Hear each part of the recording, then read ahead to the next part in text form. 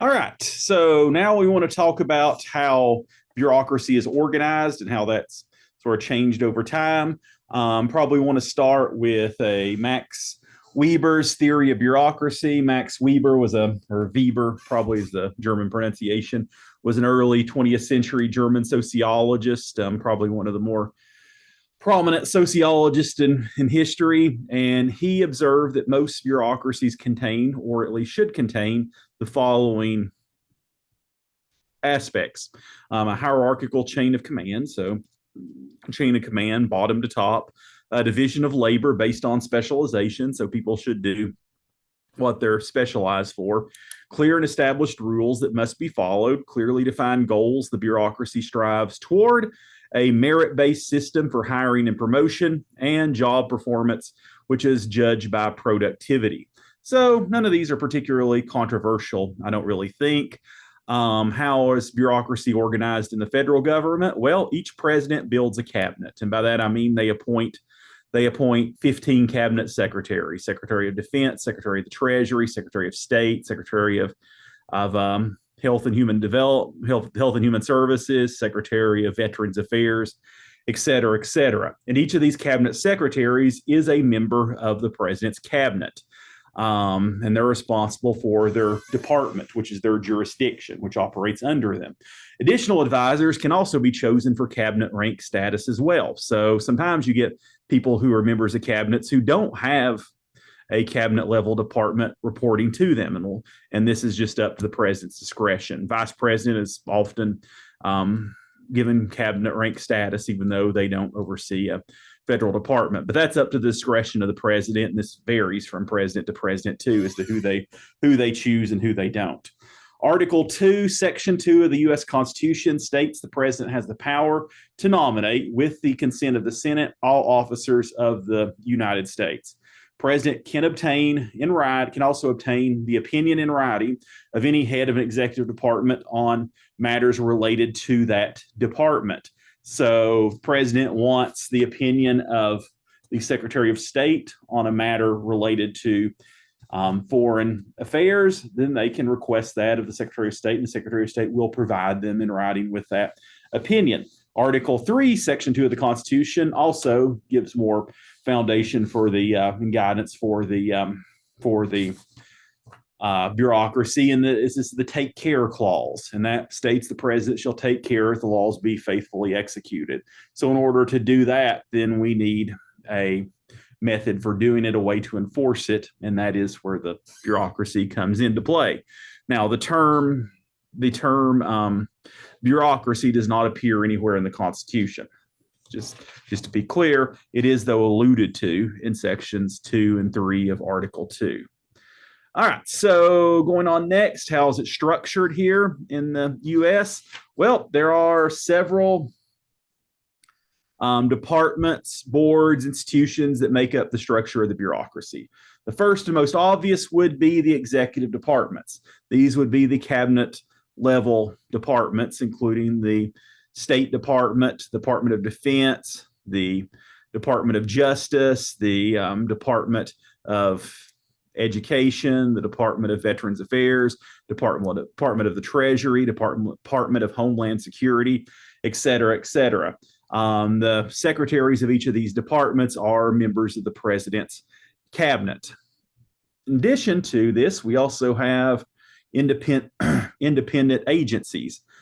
These are agencies that are established by Congress with the authority to regulate aspects of the economy or the federal government, but they don't operate within any cabinet department. This is designed to ensure their independence and try to keep them from creating conflict of interest, which might exist if they're part of another department. An example of this would be the Environmental Protection Agency, or the EPA. Federal regulatory commissions, these are run by a small number of commissioners that are appointed by the president, and they oversee a sector of the economic or political arena.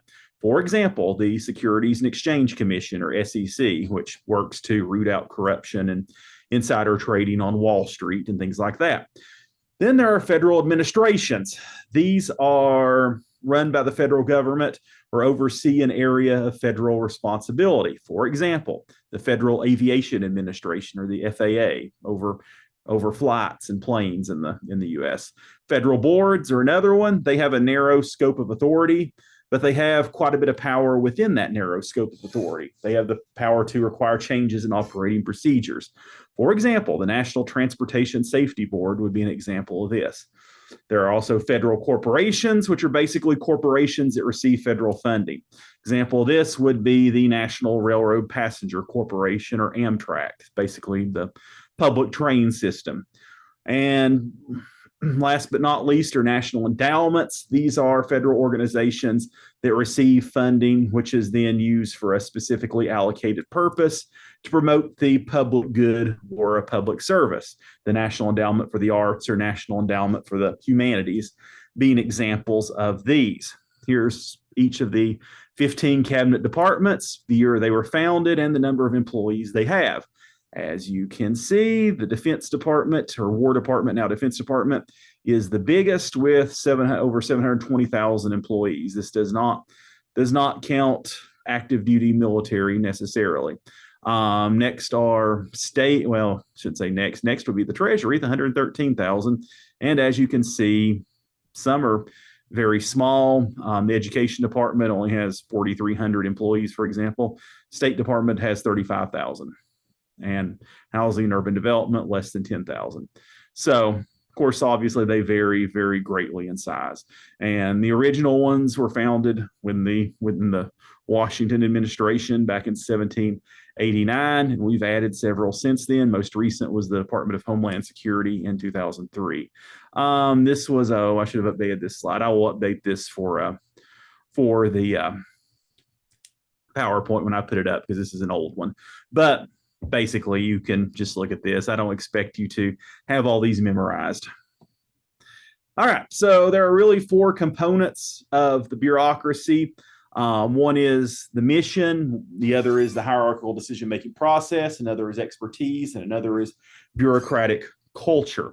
So what do these things mean? Let's talk about them in a little bit of detail. The mission.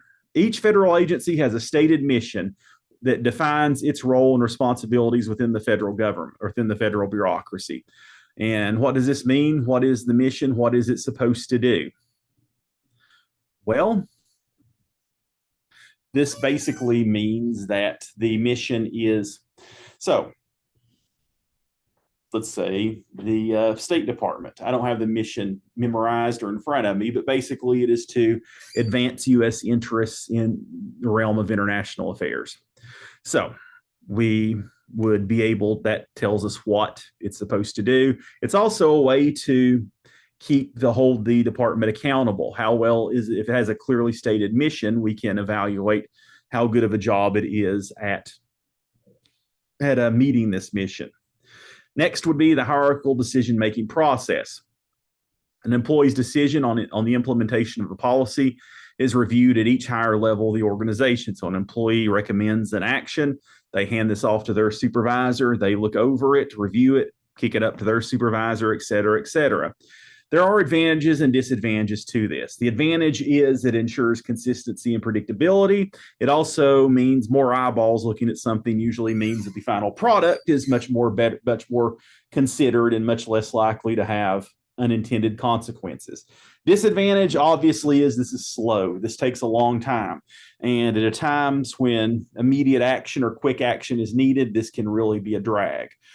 Think COVID, think 9/11, think Hurricane Katrina, think any kind of national emergency or anything like that. This is where the criticism of the bureaucracy being slow really comes into play. Expertise. It's assumed that people in old bureaucratic positions have expertise in the issue areas they oversee and implement. Do they typically? Usually, yes, they do.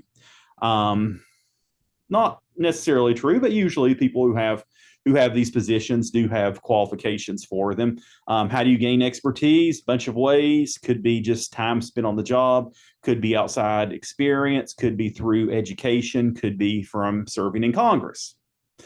Last but not least is bureaucratic culture. There is a constant drive to self-perpetuate. Employees in a bureaucratic organization want to preserve their jobs and their influence in the policy-making system. Presidents, secretaries come and go. this doesn't radically alter the views of most members.